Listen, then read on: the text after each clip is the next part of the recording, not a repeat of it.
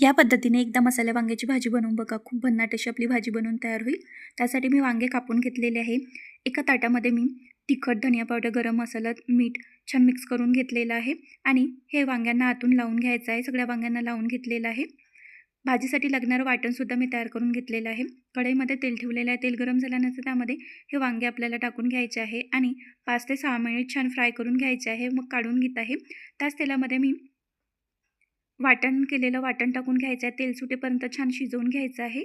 त्यानंतर यामध्ये तिखट, हळद, धनिया पावडर, गरम मसाला टाकून घेतलेला आहे, छान मिक्स करून घेतलेला आहे आणि यामध्ये मी पालक आणि टमाटरची थोडंसं प्युरी तयार करून घेतली होती, ती टाकून घेत आहे। पाणी टाकून घेत आहे, छान शिजवून घ्यायचं आहे 5 ते 6 मिनिट। त्यानंतर यामध्ये वांगे टाकून घेतलेलं आहे, पाणी टाकून घेतलेलं आहे, चवीनुसार मीठ टाकून घेतलेलं आहे, छान मिक्स करून घेतलेलं आहे।